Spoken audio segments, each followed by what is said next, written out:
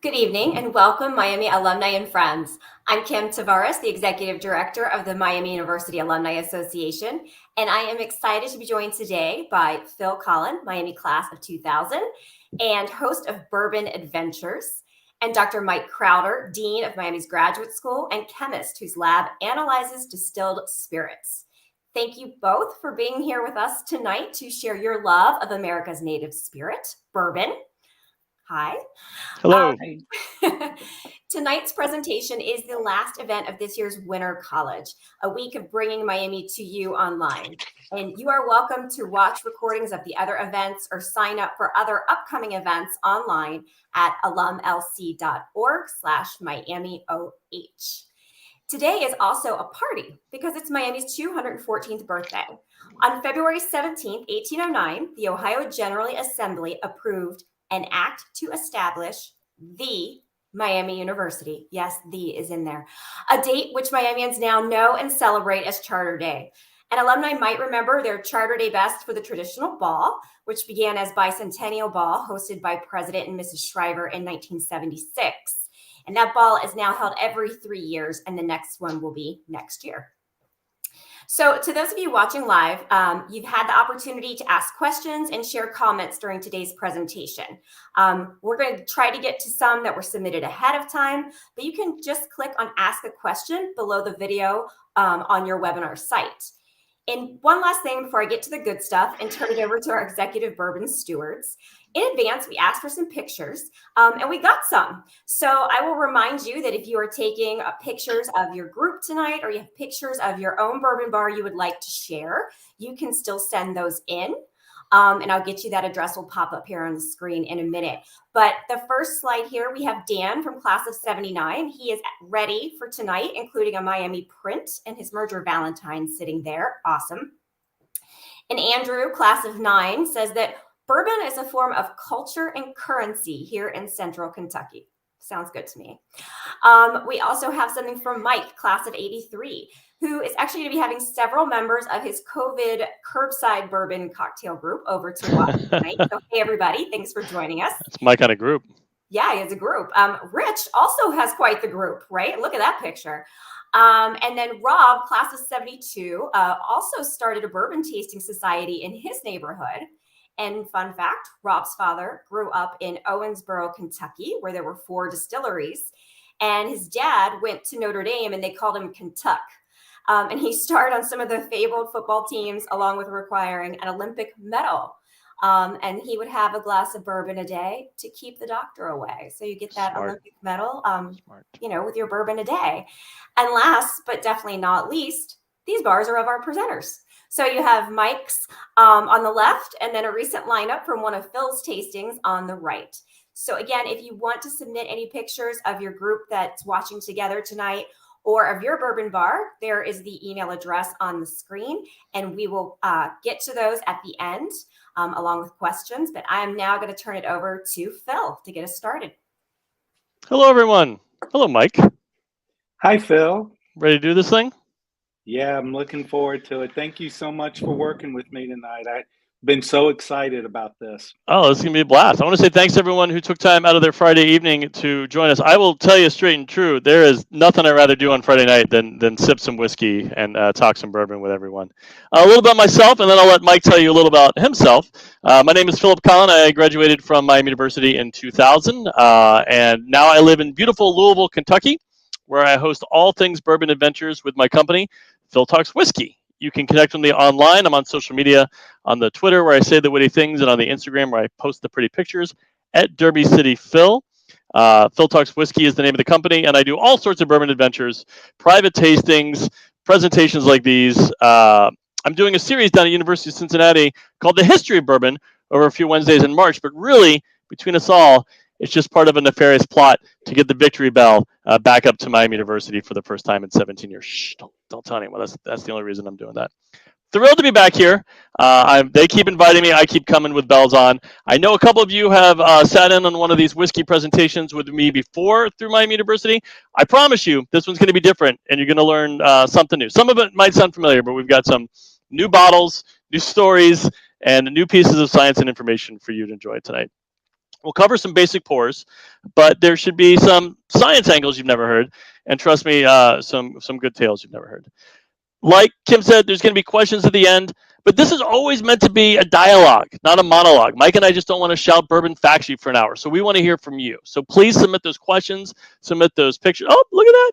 I love doing these. There's Johnny on it. And send it all, and we'll be able to get it answered. The only other thing you need to know about me is two things. One, my favorite color, which is bourbon. It works out very nicely. I just shades of hues of whiskey is everything I love. And then two, Mike and I are executive bourbon stewards. And what that means is there is a wonderful group called the Stave and Thief Society, run down by Miami's own alumni. He heads Moonshine University, and he set the certification program up a number of years ago. And for my money, it's the best type of whiskey education and certification. And they have different levels. And Mike has kudos to him. I do it because professionally it's almost required, but Mike took the leap on his own to become an executive bourbon steward. So that's kind of what we are. So I'll let Mike introduce himself, and then we'll talk a little about how this evening's going to go. Good evening, everyone. Thanks for joining us tonight. Phil and I have been so excited to do this, and we probably have about 10 times more material than we could ever cover in the time that we've been allotted tonight. But that's what you get when you get two bourbon lovers together to present. Bourbon nerds. Let's call it like it is, Mike. Yeah, that's probably true too. So I am a current Miami professor of chemistry and biochemistry, and I'm also the dean of the graduate school right now. I've been at Miami for over 28 years. I grew up in Virginia, and that's when I was exposed to bourbon for the first time. And so my family lived very close by, and at Thanksgiving and Christmas, we would all dress up in coat and ties and in dresses and go to one of the person's houses. And it was always amazing. There would be one room where there would be people sipping bourbon and often debating religion and politics, which are two topics that you really shouldn't be debating. But the bourbon helped us forget what we actually said to each other. So everybody recovered from those. About 5 years ago, the dean of the College of Arts and Sciences asked several of the chairs in biology, chemistry, and in microbiology to set up a class at the urging of Dave Defoe, who Phil just mentioned a moment ago. And we set up the class, Principles in Fermentation, and the students and I got to go down to Moonshine University down in Louisville for 5 different winter terms where we did hands-on distilling workshops. And I will tell you that rekindled my love of bourbon. And it actually started a research projects that we're doing in the lab right now, where we're analyzing bourbons, looking for imposters, and then also trying to relate the chemical footprint or fingerprint of these bourbons to customer preference and also to the flavors. So we're going to show you some of that data tonight, and we're really excited to get started. So I'll turn it back over to Phil. Excellent. So how this will work is Mike and I will kind of go back and forth. I'll talk a little about bourbon, host the pours, and Mike will talk to you about some of the fascinating chemistry and the sides like that. So if there's one thing I've learned when hosting these, don't make people sit around and wait to drink. So we're going to jump right in it. Hopefully you have some of the bottles I saw from the photos, but honestly, we have an expression here in Kentucky, and that's drink it however you please. And sometimes we say drink whatever you please, or don't drink. So if you have any bottle, you can jog it along. But we're going to start with the Woodford Reserve, and we'll tell you a little about it, and we'll go from there. And then I got a great story to tell you guys. So Woodford Reserve, this is a bottle I firmly believe everyone should have on their shelf or on their bourbon bar. It's versatile, it's a great pour, and you really can't go wrong. Normally, we wouldn't start with this one because it's a higher end bourbon. When you do a bourbon tasting, a good way to line up your bottles, if you're ever doing it with friends or in a setting, is low proof to high proof.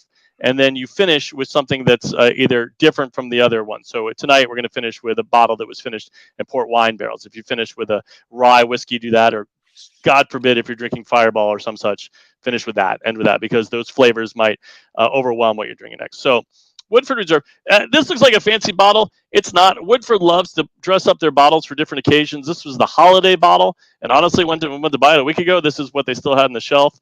They're always changing the label, but they usually keep what's inside pretty good. So we're going to pop it open. I like my whiskey on the rocks, but you can drink it neat. You can drink it with Diet Mountain Dew, whatever you want, my friends. There is no right way to drink bourbon. Don't let anyone ever tell you there's no right way to drink. So we're going to raise it. Now, before you sip whiskey, and we've talked about this in other presentations, especially if you haven't had some in a while, make sure you get your nose in there. Get a good sniff of about what you're about to have. It's the best way to prepare your palate. Your sense of smell and your sense of taste are so interconnected. One doesn't travel very well without the other. So before you sip, and there's different ways. You can see Mike's doing the nosing technique. You'll see some pretentious people on podcasts who close one nostril because only one nostril is working at a time. That looks silly. You can just get your nose in there and have a sip. Cheers. Love and honor, my friends. Cheers. So, I think we have a slide that can also kind of cover some of the interesting facts about Woodford Reserve. They're coming in on their heyday. They're coming in on something they really love. It's just 78 days here until the 149th running of the Kentucky Derby. And Woodford Reserve and their parent company, Brown-Forman, spend a whole lot of money for you to think Woodford Reserve at the Derby. They're very smart what they do there. It changes a little bit, but I believe at the Kentucky Derby, Old Forester Woodford Reserve is the official bourbon of the Kentucky Derby, but Old Forester Mint Julep is the official cocktail. So they have it both ways. You have your official bourbon, and then you have the official cocktail, the Mint Julep, made with Old Forester, both brands that belong to Brown-Forman. Woodford Reserve has a fascinating history, and actually, as a brand, it hasn't been along very long, but the distillery goes back to the early 1800s, and you can see some information in here. They were for a long time known as Labatt and Graham. It's kind of a bourbon tradition to have your distillery name after the former proprietors, but they've kind of weaned that away from the bottle. It's less on there. They've taken it off the sides, and they're more standing on their own as Woodford Reserve now. In the late 90s, they launched, but before that, a gentleman named Lincoln Henderson, who we're going to talk about a couple times tonight, one of the biggest names in bourbon out there, saw the writing on the wall. And at the time, Brown-Forman, Old Forester, Early Times, and Jack Daniels were making them a whole lot of money. And he said, I see taste changing, and people are going to want a finer bourbon, something that's been aged a little longer, something that has been put in parts of our warehouse that create better expressions. So he had the idea for Woodford Reserve. He said, we're going to make a signature bourbon that's going to stand out. And then we're going to get it on every Delta flight for the next 25 years. And we're going to find our way into that marketplace. But the real credit goes to an accountant bean counter when they were looking for a specific spot to set up. They had the brand, but they didn't have the distillery. And he remembered in the 1960s when bourbon was in a bust period, they sold this old, beautiful distillery in the middle of horse country, in the middle of Woodford County for peanuts. And they said, they need to offload it. We're going to sell it. And so what they do, they bought it again. So I joke that Woodford Reserve bought the same distillery twice. The first time, so they could run operations on it. They shut it down, sold it, and then they bought it again, spent $10 million restoring it, and made it the absolutely beautiful site that it is today in the middle of Woodford County. They could be making rubber cement down there, and it's worth visiting. It's absolutely gorgeous. You'll see pictures there of the triple copper pot stills. They actually have 6 of them now. They've doubled. There's 3, now there's 3 on the side, 6. They have wood plank, cypress wood mash tanks. They have one of the oldest aging warehouses in the country, among some of the oldest in the world. And it's this great story of this brand that's come. I think Woodford Reserve is delicious. I think the price is right. This says $35. I think I paid a little bit more for it here, but it's always in that $32 to $39 range. And I think it's a really strong pour. So I wanted to start out with something that's signature Kentucky. You can get just about anywhere, and I think honestly should be a staple in your bar shelf. So cheers to Woodford Reserve. The one thing you should know about me is that one thing I love about the business and what I do and all things Phil Talks Whiskey is I get to be Switzerland.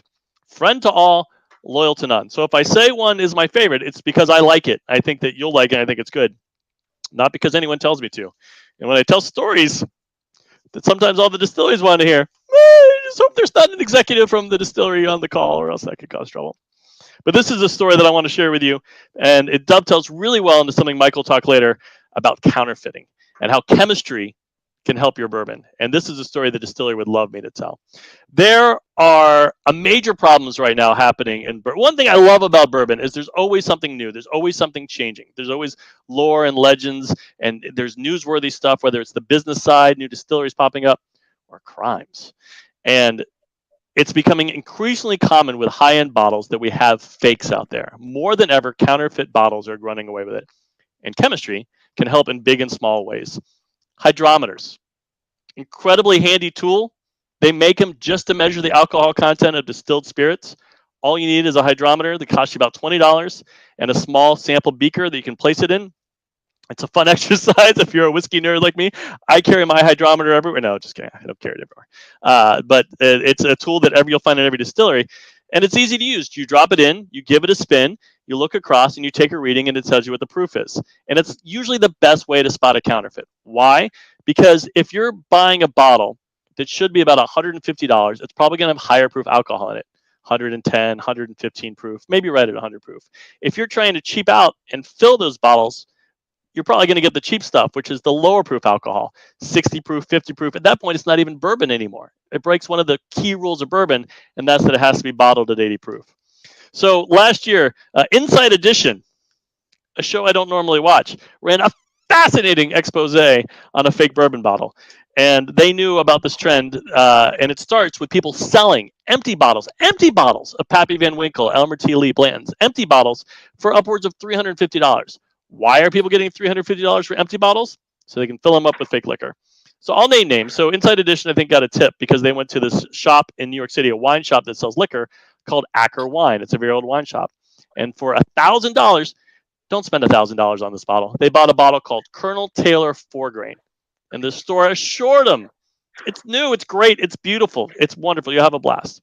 Now, Inside Edition had some suspicions right away, so they sent it to the parent company distillery, Buffalo Trace, owned by Sazerac, who was more than happy to take a look at the suspicious bottle. And they knew something right away. There's a lot code on the bottom of most bottles. They do this for quality control and safety, and it's usually laser etched. Sometimes it's a bit hidden, but it's usually in there. And the lot code was completely buffed off this bottle, wasn't even on there. So what they do, they wanted to be sure. So the people at Sazerac, their quality control team, took the bottle, ran it through a Bevian test, including their own hydrometer, spectrometer, tested the contents, and were able to say, without a doubt, 100%, that's not our juice. That's not what we put in that bottle. We don't know what that is, but we guarantee you that's not Colonel Taylor 4-grain. So the point of all this is chemistry can help your bourbon, and trust. Go to stores and people you trust with your bourbon. And if it seems like it's suspicious for $1,000, for the love of God, stick with the bottles we're talking about tonight and don't spend $1,000 on a bottle of bourbon. So that's your Woodford Reserve.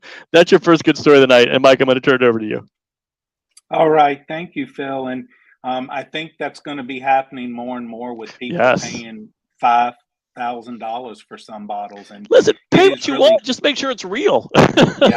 Yeah. There's so many great bourbons at under $100. I can't see that. But I wanted to tell you a little bit about some of the chemistry you're doing, but I did want to make sure that everybody was sort of at the same place. So JJ, if you could pull the first chemistry slide up, I wanted to go over a few of them with everyone. Thank you. So whenever bourbon is made, probably the most important ingredient is water. And so it is no surprise that Kentucky makes 95% of the bourbon in the world. And that's because Kentucky sits on limestone, and limestone is an excellent filter for water. And what it's doing is it's pulling iron out of the water and putting calcium in. And that's really important because the yeast that make the alcohol we all love calcium. And so here's a picture over on the right of this particular slide that shows a bourbon that was made, put into a barrel, and then allowed to age for a while. And you can see the bourbon came out black. And this is due that there was too much iron in the water, and the iron bound to a chemical that comes out of the charred barrel called a tannin. And tannins are actually good for us. They're antioxidants, but you can see if you have iron and tannin in your bourbon at the same time, you get a bourbon that is not the right color, and it also does not taste very good as well. So the first ingredient is always great water, and Kentucky is one of the best places in the world to get water like that. So the process of making bourbon is very similar to processes that are made that are used to make other distilled spirits. So we start with grains, and they need to be good grains. The definition that Phil alluded to a little while ago is that bourbon must be made with at least 51% corn. There's no specification of what type of corn. Most use that yellow corn that is actually shown in this picture. And then almost all bourbons also have malted barley in them. And there's actually a chemical reason for this because the malted barley has enzymes that break complex sugars down so yeast can use it to make ethanol. The thing that distinguishes different bourbons is what are the other grains that are in it. And so there are two common flavoring grains that are used. Rye is one of them. That will give you a very spicy bourbon at the end, but again, it's less than 50% of the grain in there. And then you also have wheat, which gives a very nice and smooth type bourbon taste, if that happens to be your flavoring grain.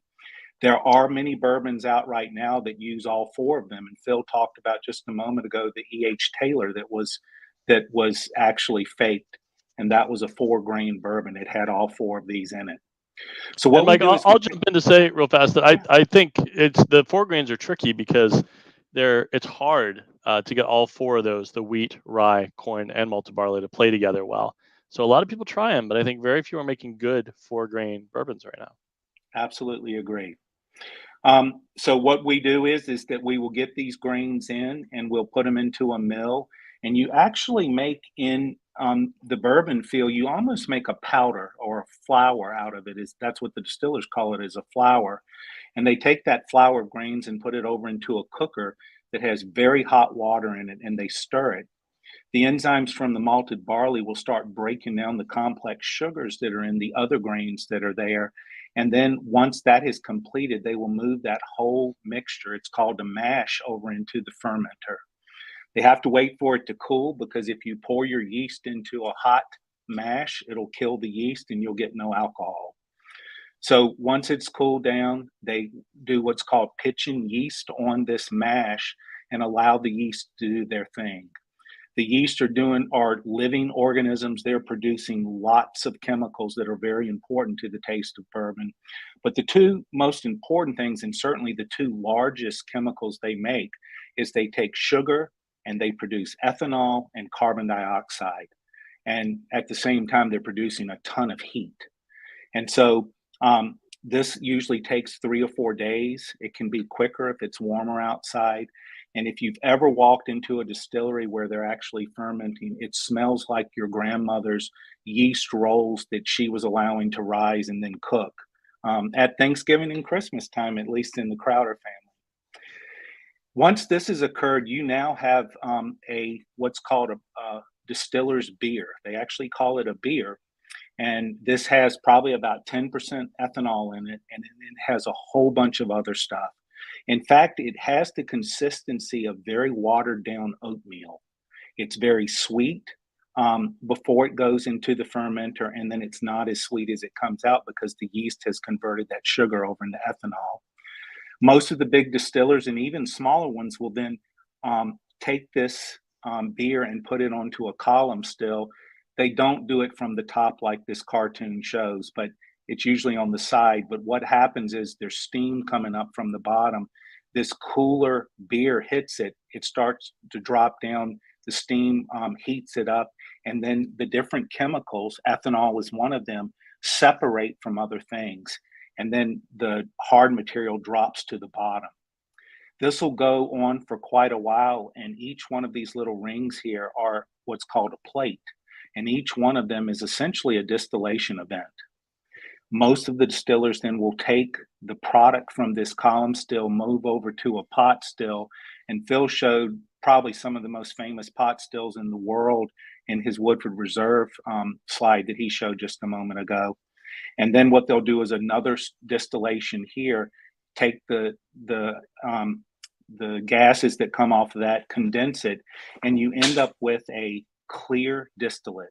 It looks like water, but I can assure you it is not water. It's about 100. Well, it has to be under 160 proof, but it's certainly 150 proof once it comes off that condenser here. Normally, when they're doing pot stills, there's 4 different cuts that they make of the liquids that are coming off. The first ones are called 4 shots. This is where the methanol is, and methanol is very toxic. It will cause blindness and death, and we want to remove that before any customers actually drink it. The heads have always a good idea not to kill your customers. That's good. That's good business. Yeah, I think I that's learned very that important. from Miami University when I was in school there. Good. Keep your And customers we alive. gave you Is step yeah, one. Yeah, yeah, we gave you your degree for that too, Phil. We made sure. amazing. And then the next one is called the hearts. Those are chemicals that actually boil at a lower temperature than ethanol. The hearts are where the ethanol primarily exists, and that's where you want most of your product. And then things that boil at a higher temperature than ethanol show up in what's called the tails. Now, if all we did was grab just the ethanol, we would have a product called vodka. Bourbon, we actually pull some of the things in the heads and some of the things in the tails in our distillate. And then that's when you start to have bourbon. Here's a picture of what that distillate looks like. The distillers call it white dog, but you can see it is absolutely clear. And just to show you, we actually analyzed this Buffalo Trace product called White Dog Mash Bill Number 1. And we analyzed it with two things, and it contains all of these chemicals here over on the left. I'll talk more about them a little while later, but you can see it has the ethanol, and certainly it has a ton of water in it as well. We used an instrument. I'm not going to tell you the instrument, but it's a $15 million instrument at Ohio State. And remember that distillation is a purification technique, and we detected over 1,000 different chemicals in that distillate using that instrument. And then we used a second instrument called an NMR, and I'm going to talk a lot about that, where we can actually detect and tell you how much of 20 of those chemicals are in the distillate, and then certainly in the bourbon that comes after that. Just a couple of quick things.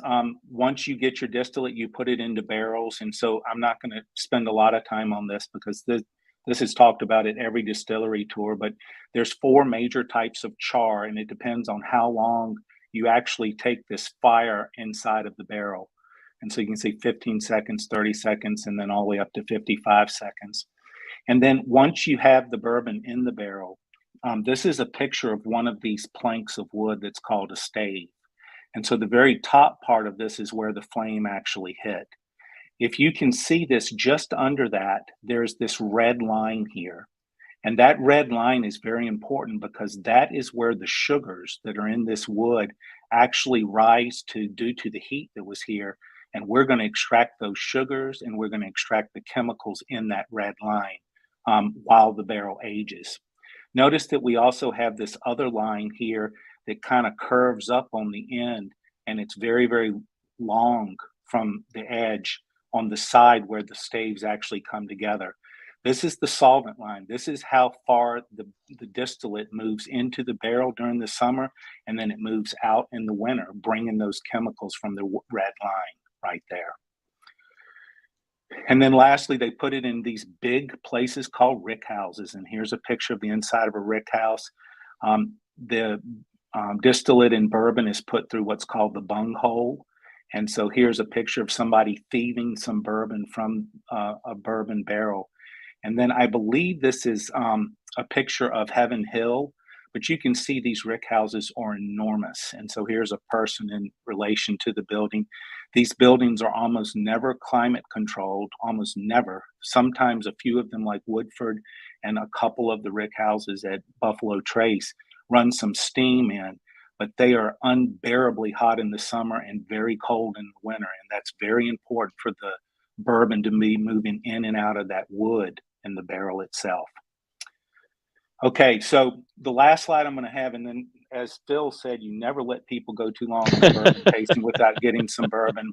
But the aging process is the key. Most people will argue that 75% of the bourbon's taste comes from the barrel. And so there's 2 things I wanted to mention to you about barrel aging. One is that the alcohol concentration changes in almost every barrel. And there's been lots of speculation of why that happens. Many people will talk about that. What does happen is that the volume in this barrel actually changes over time. And in fact, most barrels lose on average about 5% of their liquid during the course of the aging each year. And so you start here with 53 gallons in the barrel, and after a couple of years, you're down some more. And the longer you age, the less of the bourbon that's in the barrel for you to actually bottle and sell. When this actually occurs, what happens is water and ethanol are actually leaving the barrel. And I believe, and I think it makes sense with chemistry, the reason that this is happening is if you're in a very humid part of the warehouse or the rick house, that means more ethanol will leave the barrel. So you'll have a lower proof than you barreled. If you're in a very low humidity portion of the rick house, more of the water will leave. And so that's how you can get sometimes bottles of bourbon that came right out of the barrel that's 135 proof. The other thing that's really important with this barrel aging is the oxygen chemistry that occurs.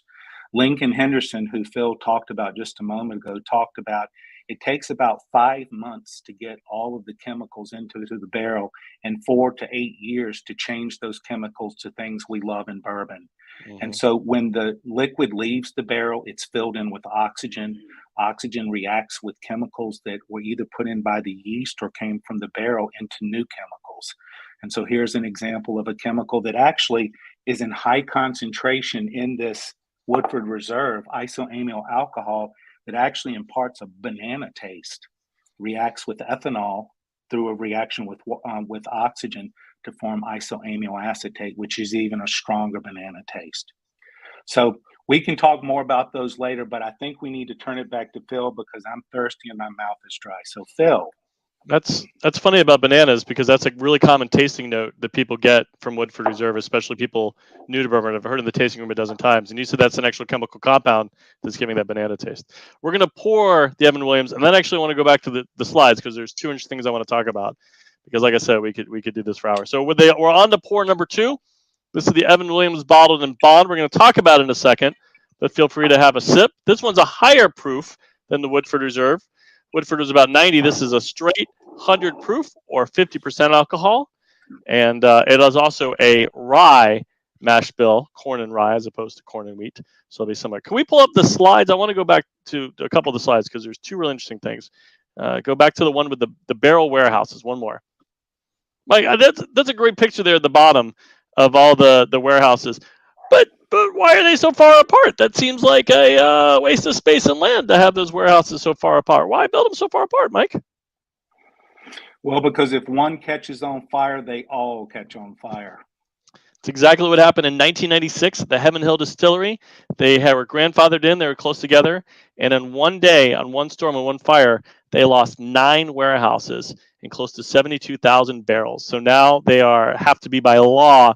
I believe it's at least 400 feet apart on all sides. So warehouses take up a lot more space than they used to. And there's one reason and one reason only, and that's fire. It's full of these warehouses are full of nothing but combustible material, wood, alcohol, and more wood. So they keep them as far as apart. Now, this slide I want to talk about because this answers a question I get all the time. And I am positive that someone tonight is going to want to talk about Pappy Van Winkle. So if we go back to the slide, the one after this with the barrel, in the bottom right, there's a great illustration about the angel's share. And you see those 4 circles. In the bottom right, it shows you after 23 years, there's 17 gallons. And all the time, people say, well, why don't they just make more Pappy Van Winkle? Why don't they just age bourbon longer? Why isn't there more 23-year bourbon on the market shelf? And the main reason is this. I've heard stories where they're doing backflips with joy when they pop open a 23-year-old barrel and there's 8 gallons in there. I think 17 gallons is rather optimistic. So your return, no matter how good it is, waiting 23 years and getting that little bourbon out compared to a 4-year pour where you get the vast majority of the whiskey out is night and day. So one of the answers for why they just don't make more is it's almost not worth their time and effort for how little return there is in an average warehouse. And I think that illustrates it very well.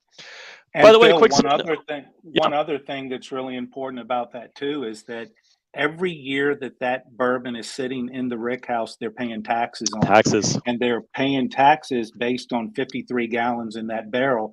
But as that illustration shows, they don't have 53 gallons in it even after year 1, yet they're paying taxes for 53. If you want to make a distiller mad, you bring up that fact. They hate that fact. And I don't think that's changing in Kentucky anytime soon, sadly.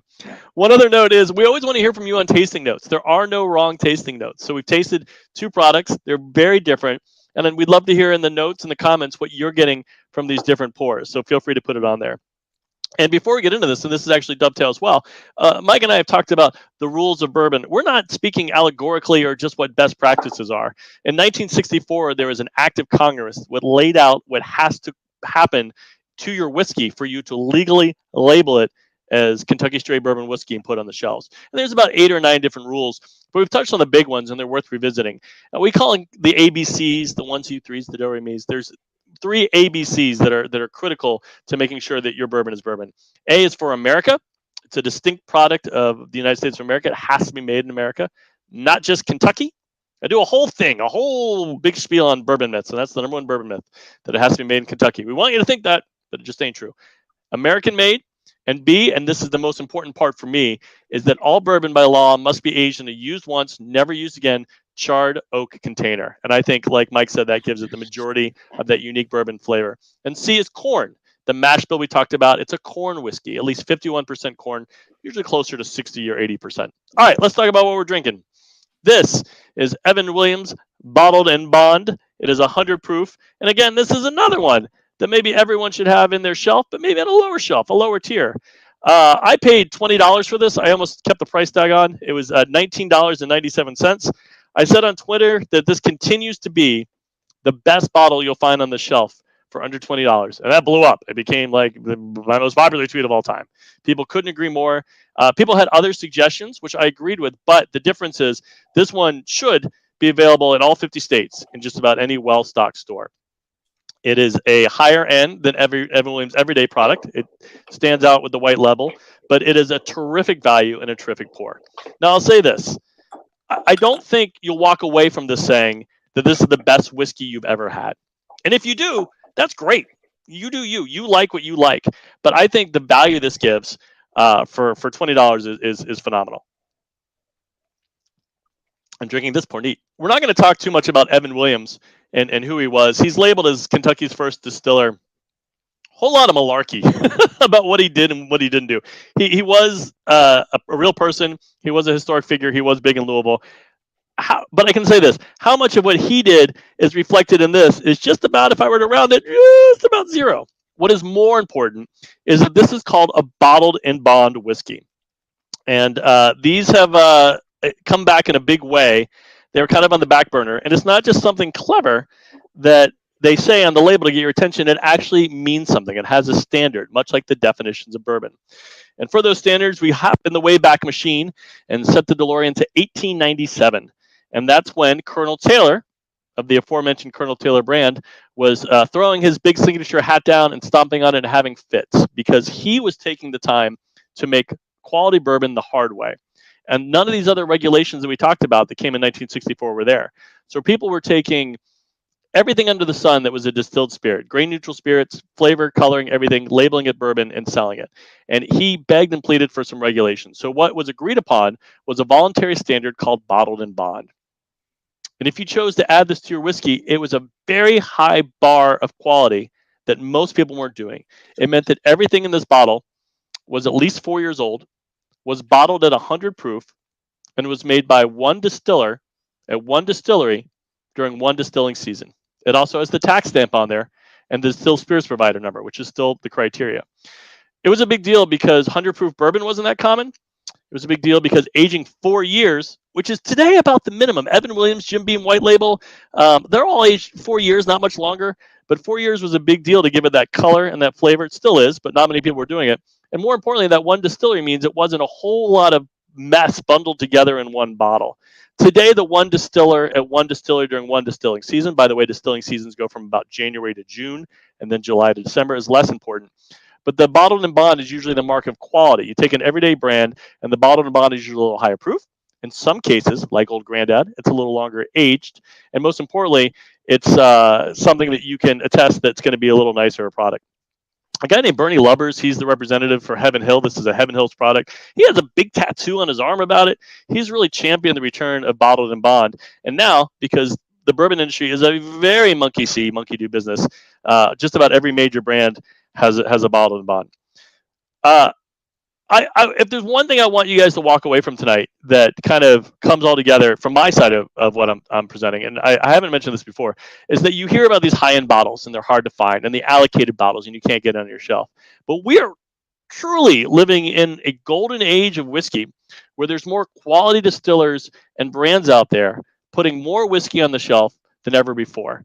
There's so many bottles, including all three tonight, that you can get for well under $65 that are just très magnifique, absolutely beautiful. Now, my heart and sympathy goes out to you who live in, say, control states or states where the shelves aren't as well packed with a lot of these brands. Hail and farewell to my friends in Pennsylvania and Oregon. But for the most part, in a lot of these states, you can find amazing bottles that are just about anywhere. So bottle number 2 was Evan Williams. Don't worry about the man, worry about the product, and the 100 proof bottled and bond. A Louisville-based distillery. They've got an Evan Williams experience downtown. They've got a small craft distillery where they do stuff, but their main operation is one of the largest column stills in the world. It's in the Shively neighborhood. Not quite Shively. It's just off 15th Street, and it's a beautiful operation. Oh, great. I forgot there was a slide, some information on this. Pretty much everything I said. I agree with these palates. A lot of vanilla. I definitely get the black pepper in this. Not as much fruit or vanilla as another one. And it's got a fair amount of corn in this one, 78% corn.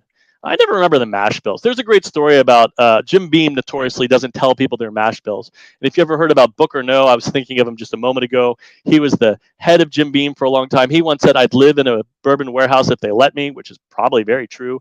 And he was known for, he was called the big man of bourbon because everything about him, his personality, his size was larger than life, friendliest guy you'll ever meet.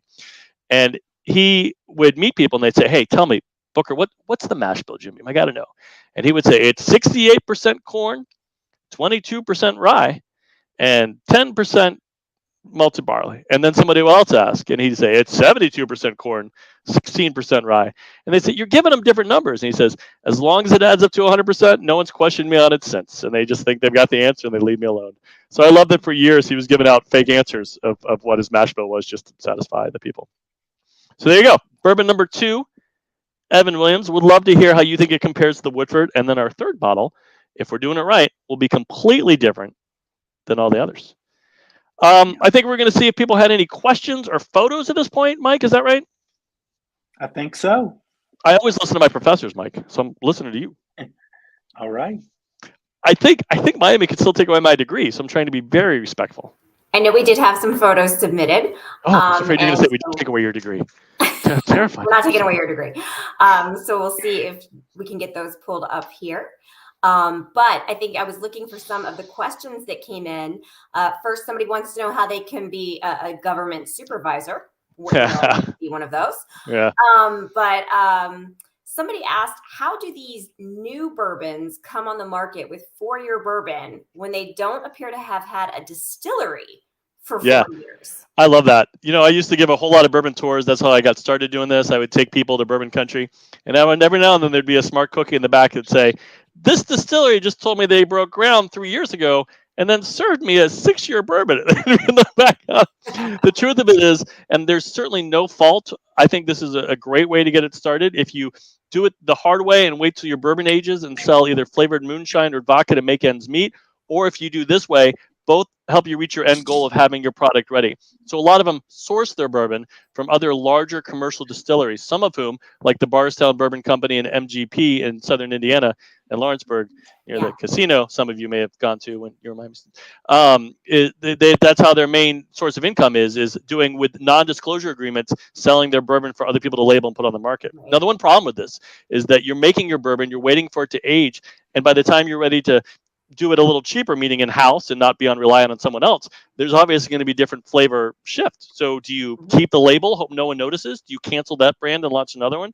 So it's not without problems, but a lot of people source, and the good distilleries are very open about saying, we're working on making it in-house. Currently, we're using our input to get it from someone else. We can't tell you who, but we can't wait to share you of it. It's the ones you got to watch to tell you a big, long story about how they found the recipe that Al Capone gave their grandfather in a desk drawer in the middle of Illinois, and that's what they decided to do. So most of them are pretty honest about where they get it.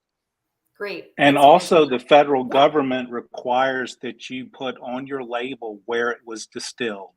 So if you're looking at labels like a lot of people do, read those labels and see if it was made in Lawrenceburg, Indiana, it's probably exactly what Phil said. It was made by MGP. Great. Yep. I just learned about that myself recently about MGP out there. So I see Spencer. Yes, I was just going to say, you might remember this is a fellow I do. alum. So Yes. Spencer And a bourbon aficionado to boot. I know that about Spencer. is following along right now for sure. So we have somebody over here who's just getting started with their bourbon collections. They're just using a bookshelf. Well, welcome to the journey. Those are three great, that one there. Sorry about that. three great bottles to get you going. So that's good. We got a bookshelf right there, and we've got another watch party going on here. So hello to the Keeplands here, but if you want to go back to the previous slide, because I was totally looking at the bookshelf. But yes, so we've got Stan and his group there decked out in the Miami gear with Miami swag and many glasses. I love it. And Rick also with his 3 ready to roll and keeping along with us tonight. So please continue to send your photos, either of your group that's participating tonight, of your bourbon bar, and continue to ask us questions, and we'll pop in as they come through and are relevant, or we'll wait till the end. So back to you guys. Wonderful. We love the questions. Right. Yeah, thanks, Kim, and thanks for the pictures, everyone. They're really fun to watch, and knowing we're all sharing this night together is great. One last comment about Evan Williams, though, is that I have done some bourbon tastings where they were blind, and I had Evan Williams at the low end and went up to $100 bottle, and at one of those blind tastings, the Evan Williams won as everybody's favorite bourbon. So it's really quite interesting what you'll see. I host a fair amount of. Sorry, I was just going to say I host a fair amount of blind tastings, and while I don't think Evan Williams has ever won, almost never does the most expensive bottle available at retail ends up winning. It's very fascinating. The one that's the most expensive usually isn't the favorite. Yeah. So JJ, can you show the next slide? I wanted to quickly go over a few more things about the chemistry. There we go. So there's a lot of different techniques that are used to analyze bourbons. Probably the biggest one, and I would argue probably one of the most successful, is sensory analysis, which we're doing tonight. Most distilleries have teams of people who are trained to taste for different off flavors. The master distillers and blenders at these big distilleries like Jack Daniels and other places, their product tastes the same no matter where you taste it in the world. And that's a testament to how good they are at blending.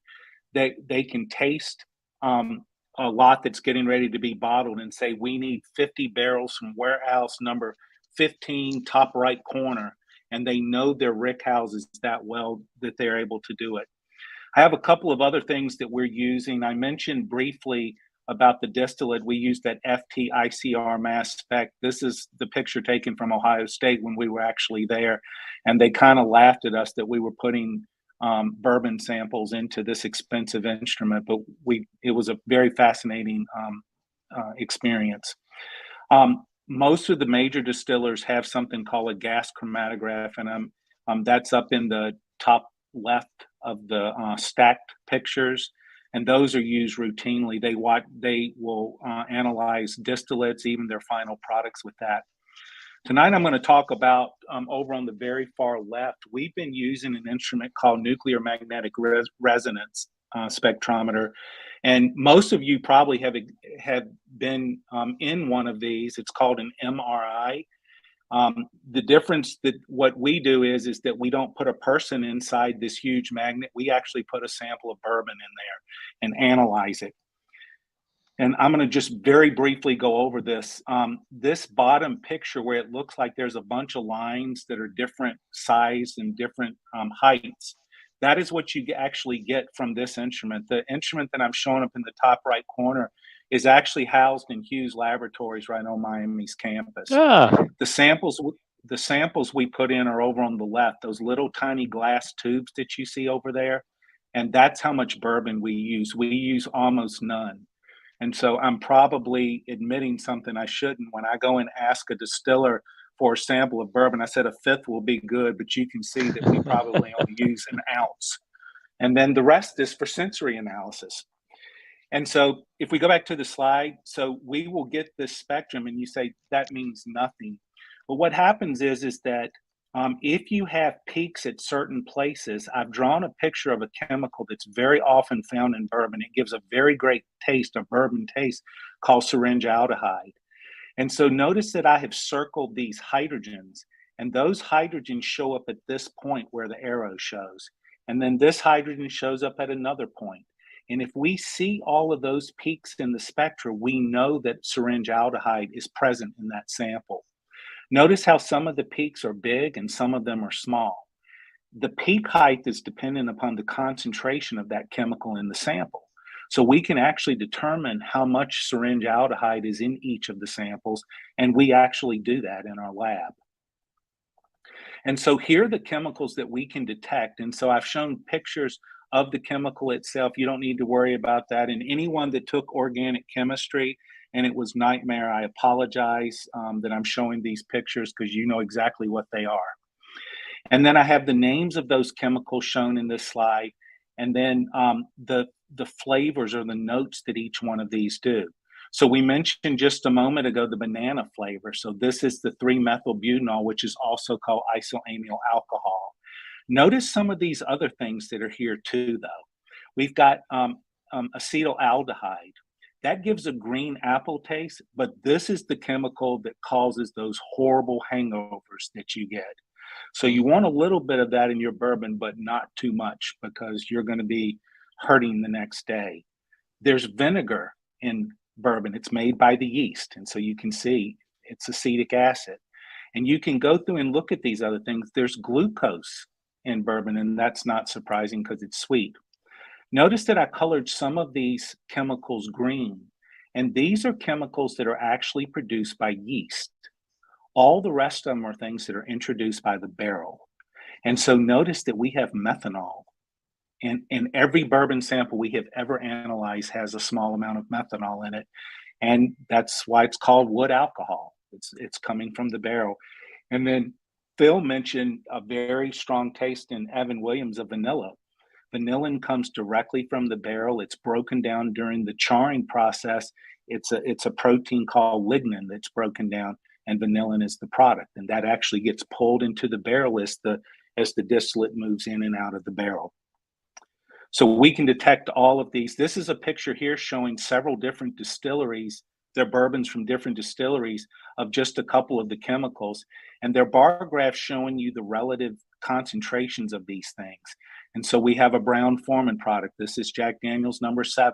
Is that blue, that dark blue on the left on each side. And you can read those other ones that are in there, Wilderness Trail, Buffalo Trace. And you can see that they're all different. And that is why these taste differently. It's the relative concentrations of these congeners that give the distinctive flavors of the bourbon. And what's really powerful about the technique that we've developed and have published on is that we can actually tell you how much of each of these are in these different bourbons. Here's a picture of a small part of the spectrum that I showed you where you can see the peak heights are actually different on some of these groups of peaks. And again, that correlates exactly to the concentration that's in those bourbons. Now, once we collected this, and I will tell you that we have collected spectra on over 500 bourbons now. And just to give you an idea of how long this takes, it takes about 30 minutes to collect the spectrum and another 30 minutes to analyze the spectrum. And so my poor graduate students have done 500 of these samples already. And so what we did is we did a number of statistical analyses, and our goal was for us to be able to determine a chemical footprint for every bourbon, so that if Phil handed me a bourbon that he wants to spend $1,000 on, he can say, is that Pappy Van Winkle? And I could run an NMR spectrum and tell him yes or no that it was or it wasn't. Unfortunately, we don't have enough data in our set to actually be able to do that. But what we can tell you is whether it came from Buffalo Trace or not. And so we can actually map which distillery things came from. And so each one of the dots in this figure, it's a 3-dimensional plot. And I know there's at least one statistician on this call. These are actually showing you how the different bourbons from different distilleries cluster together. And that's been a very important thing that we've been able to do with this technique that we've developed. I want to get back very quickly to something that Phil alluded to a little while ago. And this technique, even though it's not perfect yet, we have actually found a fake, a counterfeit bourbon.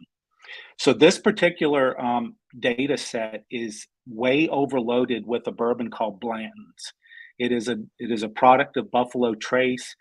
when you can find it and it's sold at manufacturer's suggested price at $60, but it is what we call, there it is. And there's a little bottle. yeah, and here's Papa. I got one last week at Buffalo Trace, and it's $60, but it is what the bourbon collectors call a unicorn. You can't hardly ever find it. There's just not enough of it for the demand. It is normally a 6 to 8 year old bourbon aged, and it was the one that was started as, well, they claim it was the first single barrel, but I think Elijah Craig argues that that's not true. But we're not going to get into that argument because that's not a debate either one of us could win. But what we did is we had 10 different samples of Blanton's, and I've been very lucky to get Blanton's. 7 of those samples were from my collection, and 3 of them were from our data analytics collaborators from Dayton. I did it the old-fashioned way, where I went to a bourbon, to a liquor store and waited in line and tried to get a bottle. He cuts a corner and buys it on the internet. There you go. That's where trouble begins. Yes, and he paid $300 for his 3 bottles. 300 apiece. Oh, for 3 bottles. No, 300 apiece. So 300 apiece, so $900 for 3 bottles. And what we did is we did an analysis that I just showed you. And it's interesting that 9 of the Blanton bottles clustered together. And interestingly, though, we also had 2 others that clustered with it. Maker's 46, which is a bottle you can find quite often, and Larceny clustered with it. And I don't have an explanation for it. It has a similar chemical footprint, even though how they make them and the mash bills are completely different. And so one of the Blanton's ones did not cluster with the rest of them. We presented this data at the Jim Beam conference last March, and we had about 300 distillers in there. And you should have heard the grumbling that went on that the one Blanton's didn't cluster with the rest. So we moved on, and an older gentleman that works at Wild Turkey, and I think everybody probably knows who this person is, says, "What was it?" And it turned out it was Knob Creek 12-year-old. We knew it down to that level that someone emptied the Blanton's bottle and filled it with Knob Creek 12-year-old. And so that's what this technique can actually allow us to do, is to get down to that kind of level and be able to help authenticate bourbons if you want to spend a fortune on them. Okay. Coolest chemistry ever. Yeah. That's remarkable. How am I supposed to follow that, Mike? That's tremendous. So well, when we told them it was Knob Creek 12-year-old, the place erupted. I bet. So, yeah. All right. So, this could be a commercially viable business one day. Drop off a sample, see if it's fake or not. People take advantage of that. Yeah. It's one thing you said that struck out to me is, go ahead. Well, that NMR cost about $800,000, so you have a lot of upfront capital costs that you would have to make up for. Never mind. It's interesting you said that about Maker's 46 and Larceny. I heard a long time ago, Larceny is a relatively new brand onto the market using an existing mash bill that Heaven Hill had, and I've been told that their goal was to take a bite out of the Maker's market share because it's such a successful wheated bourbon that they tried to create a product similar in many ways. And it looks like, based on your chemical analysis, they came pretty close from a different distillery to create a pretty similar product to Maker's 46. Yeah, they really did. So you should try them. If you can find Blanton's and find Maker's 46, see if they taste similar.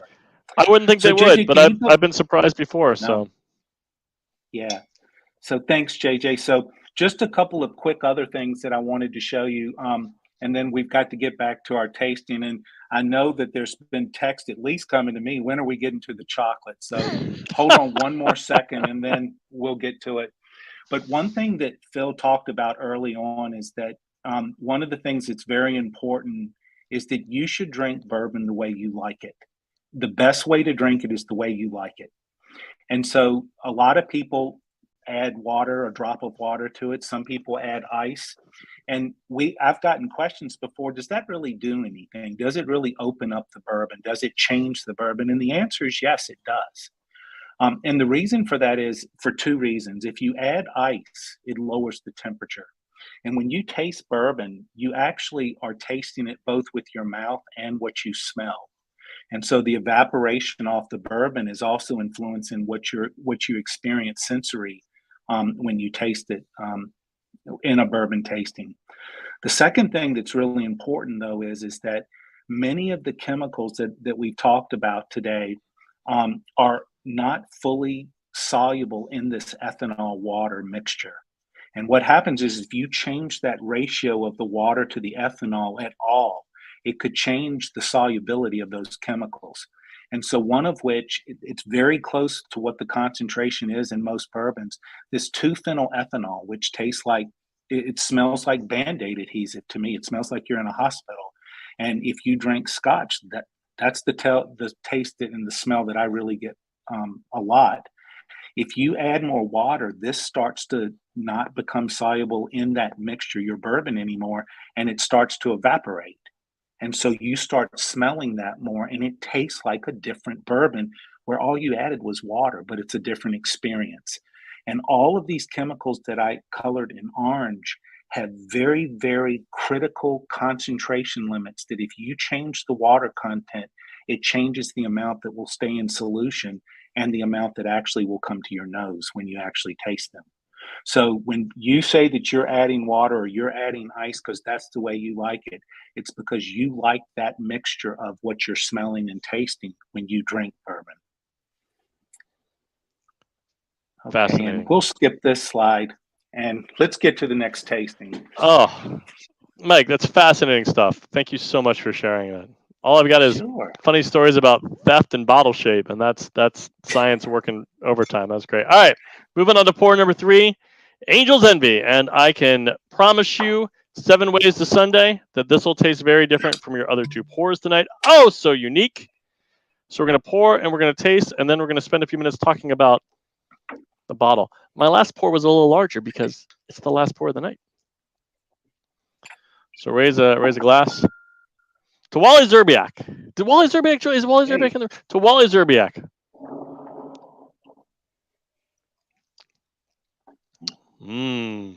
Definitely first impact is smoother than that Evan Williams. So let's talk about this bottle.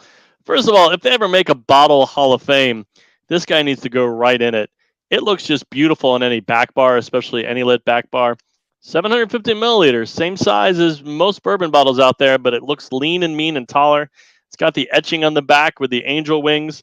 It's got a great name, Angel's Envy. We talk about the Angel Share. That's the bourbon that burns off, evaporates as you age the product in the warehouses. So that's what takes his name from. But there's a few things on here I want to talk about. First of all, like any bottle required by law, has the proof. This is a little on the lower end, 86 proof, 86.6 proof. Like we talked about, 80 proof is the lowest. The Woodford was about 90. This was 100. Much more full-bodied than your average 86 proof. And then, along with the shape, they've done some fun stuff on the side here. It's a little hard to read, so if you can grab your bottle, you can read it. It has the batch number on there and the bottle number, which for a large distillery, and they are considered a large distillery, Angel's Envy probably one of the smallest of the non-craft large distillery. That's uncommon. And what I like, too, is they even have it uncorked on, so you can even put the date you opened it if you want there.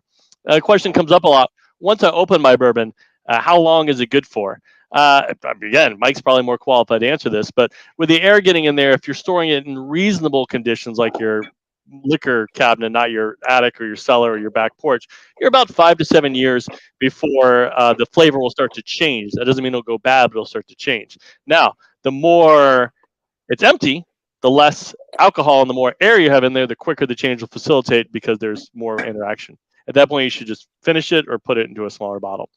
But the 2 things that are most notable about this bottle that really make Angel's Envy stand out as what was truly a game changer in the world of whiskey, and still one of the only brands that does this, is the language. Now, keep in mind, some of the things you put on any bottle of alcohol are regulated by law, so it's very specific. So right here, it says Kentucky Straight Bourbon Whiskey, finished in port wine barrels. What does that mean? This product is a bourbon that went through all the steps of becoming a bourbon. And when they were done, the fine people at Angel's Envy dumped that bourbon and they put them into used port wine barrels. And they spent far less time in the port wine barrels. I'm a little rusty. I believe it's like 6 to 12 weeks. It's just a few weeks or just a handful of months in there. And then they took it to regauge added the water to the right proof, and put it in the bottles. That flavor that's imparted from the port wine barrels gave it a whole different dimension. Now, this was not without controversy because they say, those who protested such a thing, that this violated one of the rules of bourbon. One of the rules is you can't add anything to your whiskey that'll change the color or the flavor other than water. You know, you have products like Jim Beam Red Stag or Knob Creek Maple that tastes like it goes over pancakes. If you look closely, those won't say bourbon on them. They'll say American whiskey. They negate themselves from being a bourbon. They still on next to the shelf. The bottle's the same, price is comparable. They ain't bourbon. So the argument was made: can you do the secondary finishing and still call it a bourbon? Well, everyone weighed in, from the bartender down the street to Discus, and Discus is the Distilled Spirits Council of the United States. They are kind of the official word, and they said yes, you can. You're not doing anything to the bourbon you didn't already do, and it's a used container. As long as you clearly put on the label what kind of vessel it was finished in, then it's A-OK. That gave Angel's Envy the green light, and they based a whole brand around this idea of a secondary finish. They also have a rye. Angel's Envy rye has a similar shape, a green accented coloring, and the rye whiskey is finished in rum barrels. Oof. That is one of the most unique, different products I've ever had. So I've had it a dozen times. I'm still not sure if I'd like it, but it's the most interesting rye, rum, trickery combination. Worth trying at a bar, but this is worth having at your bar. It's especially good for those who are new to whiskey, who tell you they don't like the taste of whiskey, who say they rather stick a sword in their throat than drink bourbon. Try this over ice. This might really surprise you. It's absolutely delicious. Now, there's two things I want to tell you also about this bottle, is that I mentioned Lincoln Henderson. He's come up a few times. This is the Lincoln Henderson show tonight. Cheers to Lincoln Henderson. He already was in the Bourbon Hall of Fame for his contribution for several decades with Brown-Forman, and essentially being one of the founders of Woodford Reserve. In fact, in the beginning, Woodford Reserve had his name on the bottles. Well, he retired. He said, that's it. I'm going to call it a day. And almost like every distiller I've known who's retired, from Jim Rutledge to 100 other people under the sun, he got the itch. He missed distilling, and he really wanted to start a bourbon brand with his son, Wes Henderson, who also worked in there. So they started Angel's Envy.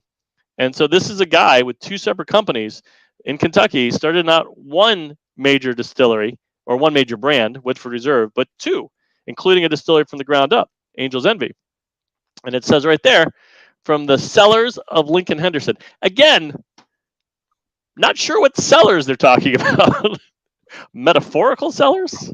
Imaginary cellars? I don't know. Maybe he actually had cellars.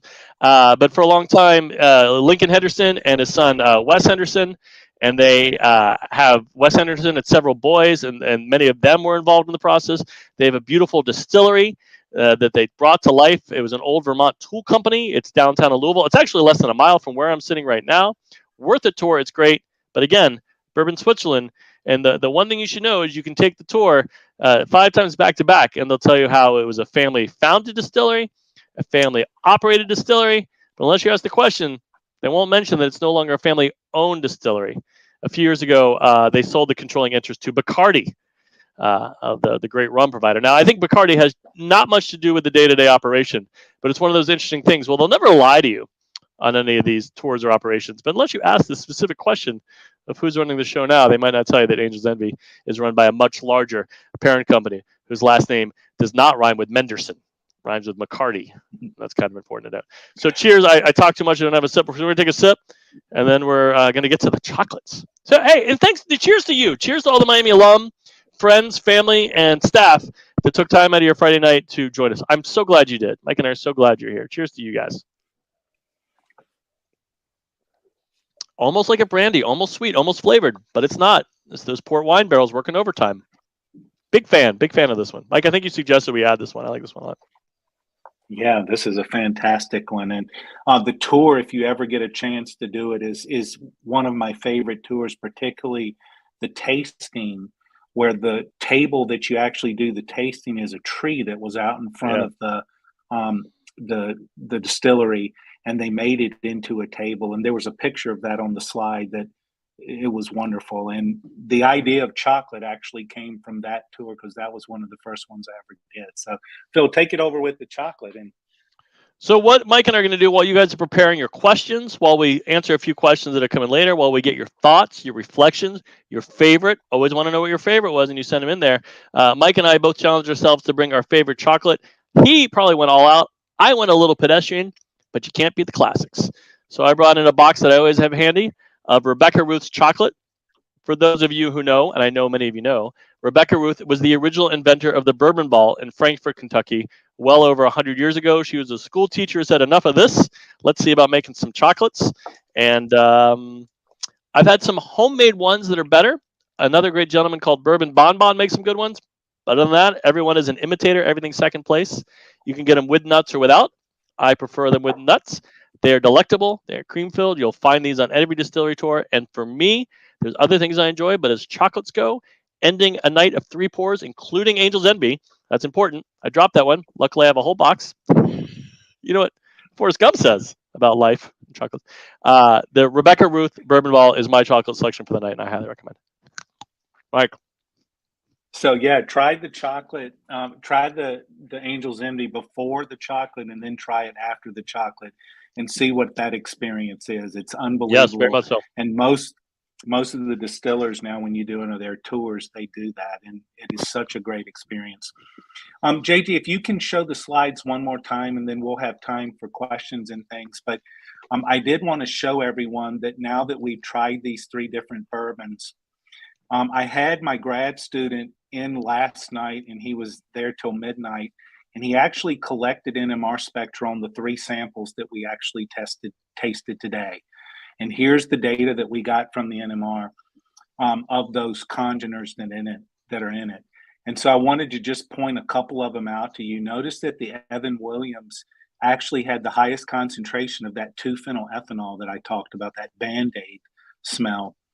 One thing that I also wanted to point out to you is let's see if we can find it. The isoamyl alcohol is this 3-methylbutanol. And look which one of these had the highest concentration. It was the Woodford Reserve. And when you smell that, you can smell that instantaneously, that awesome banana smell that's in that bourbon. Acetaldehyde, it was also the highest concentration in Woodford Reserve. And again, it's these different congener concentrations is what makes these bourbons so incredible. The one that was the big surprise to all of us, although Phil wasn't surprised because this is what he expected, is that the highest amount of glucose was actually in Evan Williams.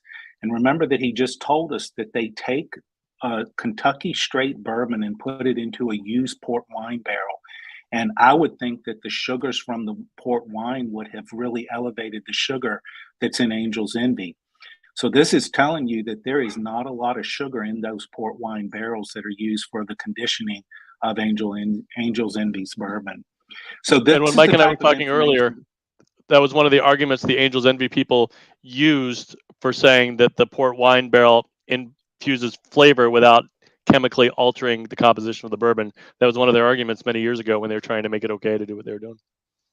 Yeah, and you can see from the data here that their concentrations of the congeners shown on this table are right in line with the other bourbons that we tasted tonight, and certainly of the 500 that we've tested over the last 2 or 3 years. So 500. They were absolutely correct.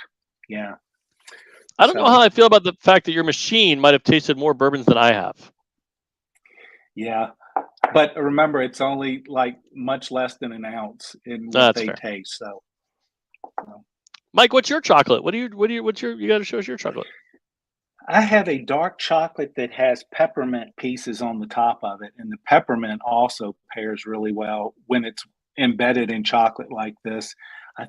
I don't even know what this brand is. It's probably Linder, but it is really good with the bourbon. So many things go better when they're embedded. You can take okra, it's not so good on its own. Put it in a bar of chocolate. It's the best thing of all time. It would still be slimy, Phil. That's true. Kim, I believe you might be muted. I am. Thank you. So tasting chocolate, but it's a certain cookie season. Yes. What the Girl Scout cookies? That's an easy one. Hands down, the Thin Mint. There is no better Girl Scout cookie that pairs with bourbon than the Thin Mint. That's like a softball one. Those eat them by the sleeve with my pours of Blanton's. Yeah. Well, When don't think I you- haven't tried them all either. Okay, so there you go. That's the challenge. Tag along is a distant second place. Is there a Jeopardy for this? Can I go on Jeopardy of bourbon pairings and cookies? Yes, I said, Mike, if my chemistry classes had been about this, I would have gotten so much better grades. Just saying. Look at this. This Mary's. Mary, my old friend from online. So she's wonderful. Go. And I want to point out that Booker's bottle. If we were going to say, bourbon's worth your $1 that run $80 to $100, the Booker's expressions that come out each year are phenomenal. They're getting a little more pricey, but they are high proof, 120 proof up, and they are full bodied and they're absolutely wonderful. So good to see some Bookers on there. That's totally great. agree. Yes. Yeah, I'm glad you knew that. So we have a lot of questions. We'll see what we can get through in the next few minutes here, though. Great. So first of all, a comment. Tom liked Woodford best, but then Angel's Envy second and the Evans third, but still thought all were great. So that was good. Some questions about the port barrel and the add to that. And I'll add to that. So I did not have Angel's Envy. But I looked up the mash bill because some do put their mash bills out and some don't. So I found something that had a identical mash bill supposedly, but was not aged in that port barrel. Mm-hmm. So does that impart a taste? I mean, let me answer your question with a story. A lot of people always want to talk about Jefferson's Oceans Reserve and how it's a similar thing, except replace the port barrel with a container ship that goes out to sea and ages the whiskey for an extended period on these vessels that crosses the equator and travels 26,000 miles. Same thing. The bourbon's already ready, set for prime time when it goes out, and this is a secondary aging process. People always ask, is it good? I say, yes, Jefferson's Oceans is really good. They say, is it any better because of the time at sea? And I always say, what I would love to do is sit down with a sample that hadn't been put out to sea and one that had been out to sea and see what differences I can taste, improvements, see what they've done. But they won't let you do that because, there's the fear that what if you think they taste the same? So while a mash bill is similar for Angel's Envy, they're pretty open, but they're also a little tight-lipped about how long it was aged, what warehouses it was, where it come from. So they won't let you taste what it tasted like before it went into the port wine or the rum barrels, or in some cases they do an ice wine release. So they're very guarded about letting you know the before and after. They don't want you making those conclusions. So it's a bit of a mystery. Some people won't even release their mash bill, right? Yeah. Okay. Well, and Phil, it's interesting you brought up the thing about oceans because I always try to imagine what it was like when bourbon actually got its name and people putting their distillates on a flatbed boat and sending it down to Ohio and then Mississippi River so it could get to New Orleans. And they were serving that on Bourbon Street. So that probably got jostled around just like this oceans gets jostled around when it's on the high seas in the ocean. So that's what I love about that one is the stories. Yeah. Good stories. Yeah. Whether they're true or not, they're good stories, right? Yeah. To be clear, though, Jefferson's definitely sends the barrels out to sea because if they didn't, there would have been major backlash. So right. The other stories. Who Evan Williams was. And all that. So we had some questions about origin. So you mentioned the ABCs of bourbon. And all bourbon is whiskey, but not all whiskey is bourbon. What about origin? Kentucky. Can you be a bourbon and not be in Kentucky? Yeah. So they're so intrinsically tied together, the Kentucky culture, history, and bourbon. And part of the reason of that is there's a very active group called the KDA, Kentucky Distillers Association, who represents several of the major distilleries. And they say things like 95% of the world's bourbon is made in Kentucky. There was a talking point a former governor used to say that said 95% of the world's bourbon comes from Kentucky. The rest is awful or counterfeit or something like that. And it's growing in that more and more quality distilleries are popping up in states all over. But its origin and its roots definitely started in Kentucky. Bourbon County, as many of you know, is a place, even though the name is nebulous about how exactly it earned the name. And there's so many factors about why bourbon started in Kentucky. And back when I used to host tours, it was about an hour and 10 minutes to Maker's Mark. So I would stretch this out into a whole presentation. But it has to do with the water that Mike mentioned.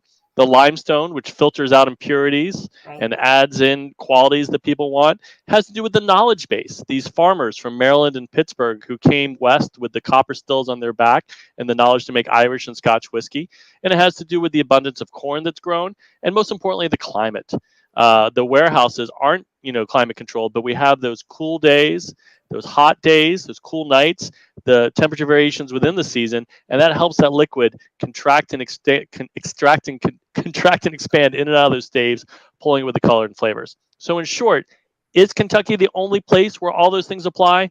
No, but it makes it more palatable, more feasible to do it than in a place like Florida, where the water is not very good, where the temperature doesn't vary, where you have to put in costly measures to counteract all those things. So why Kentucky is probably a book. If it's not, it should be. There's a lot of good reasons, but it's certainly today not limited to Kentucky, and good bourbon can be made just about anywhere. Great. And Phil, I'll also add, though, in Kentucky, the infrastructure's there too. They have Right. one of the biggest barrel cooperages in the world there. They have access to some of the best white oak trees in the world right there. And then the other grains are very close by as well. So everything is set up perfectly for them to be producing 95% of the bourbon in the world. That's awesome. Few last questions here. Yeah, bring them on. Is Pappy as good as the price? Mike, you want to take this? Oh, want me to take this? Well, what is Pappy? I will tell you, What is this thing? What is this? yeah. So actually, I'm starting a new brand that I'm excited for. It's going to be called Tappy Tan Tinkle. There you It's go. going to have a picture of me and a cigar on the front. Screw top, $17. So I will tell you that. So I got caught up in it too, and I went to the Brown Hotel in Louisville and paid for a pour of all of the different Pappies, and I wanted to taste them, and they are really, really great bourbons. I will tell you that the 20 and the 23 were not my favorites. The 15-year-old was my favorite. They are very oaky, and so if you don't like high oak, they're probably not going to be your favorite because they've been in a barrel for 15, 20, 23 years. It is a hard thing to get, and it is kind of cool that Julian. So I don't know if many people know this. It's actually made at Buffalo Trace right now, and Julian or somebody will go in and taste the Weller barrels. And if a Weller barrel is a honey barrel and it's really, really good, you will see on the front face of the barrel, Pappy. And that barrel is going to be moved over to the side and let to be aged however long it needs to be aged to be bottled as Pappy Van Winkle. Right. And so what's left over are the Weller expressions that you actually have from Buffalo Trace.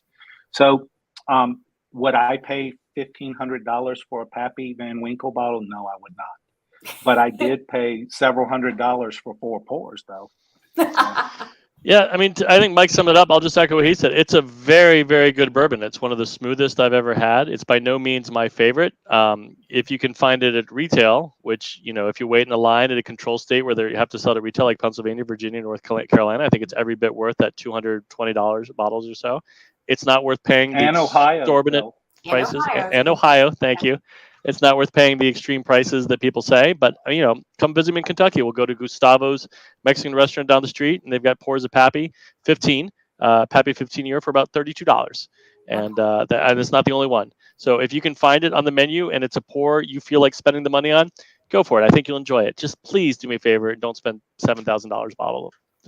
Unless you can get it to Mike for him to test to make sure right, and have him reimburse you, maybe. Yeah.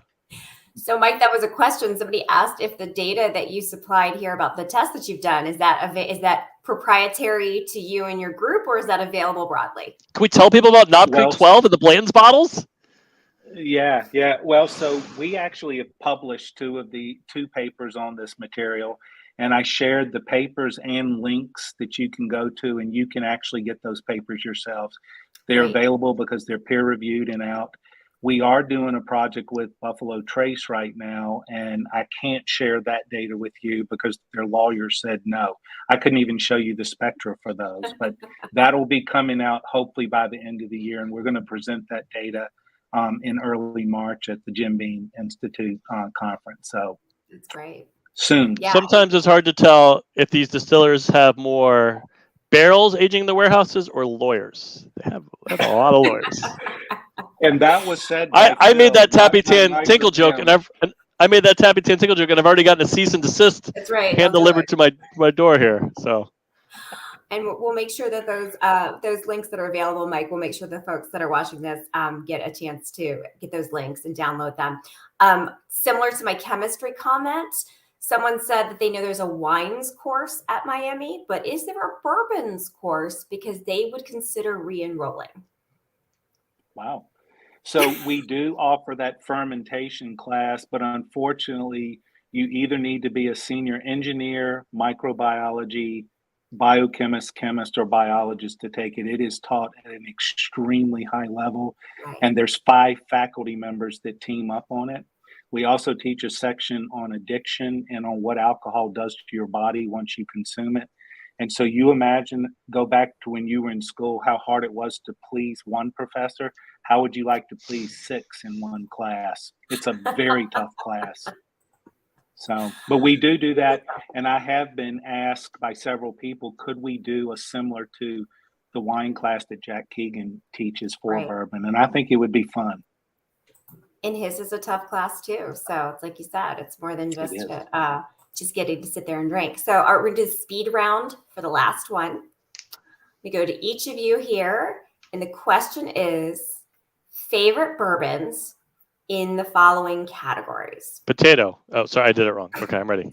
If price were no limit. Phil. Okay.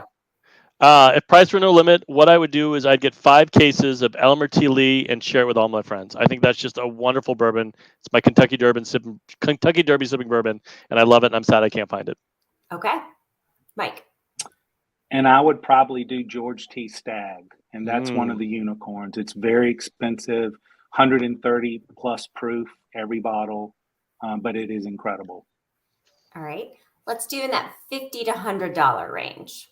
For me right now, the best $70 bourbon on the market, it's allocated, but you can still find it regularly, is Knob Creek 12. I think Knob Creek 12 is a phenomenal bourbon that punches well above its weight and is a great pour for $70. Great. Mike? And I'm boring. This would be mine. This is Blanton's. That's all right. Blanton's is the good stuff. And lastly, under $50. So many to choose from, but the one I always tell people, and it's going to bite me in the butt when I can't find it anymore, is Russell's Reserve 10-year at $35 to $40 is the best value on the shelf. What they're offering for that price, a 10-year bourbon that's got all those great notes, you can't beat it. Get it before it goes the way of Eagle Rare and Henry McKenna. Russell's Reserve 10-year is the best under $50 bottle for my money that you can find on the shelf. But there's a lot to choose from. That's a tough category. Yeah, it's a lot. Yeah. Mike? Yeah, I was going to say Eagle Rare, but I would say Buffalo Trace is my favorite, and it's $27 a fifth if you can find it. And so that's Come to Kentucky. We got the Buffalo Trace bottles in every store. Yeah. I'll All bring right, my pickup truck, Phil. That's right. Careful. Crossing state lines with too much liquor is a federal felony. Get in trouble there. So, all right, Mike and Phil, thank you both so much. So much information and so much more fun from the fact that you don't just truly enjoy drinking the bourbon, which a lot of us do, but you enjoy the history and the chemistry and just the entire industry about it. And that's so evident in your presentations. It's really contagious. So thank you so much. Mike, I want to say thank you. I learned a ton tonight of stuff I didn't know about the chemistry. It was absolutely fascinating. The Really coolest great. chemistry ever. So thank you. Thank you Me both. too, Phil. And yeah. And on behalf of the Miami you, University Alumni Association, I thank all of you for watching us tonight. See you later. Bye-bye. Thank you, guys. Love and honor. Have a great night. Bye.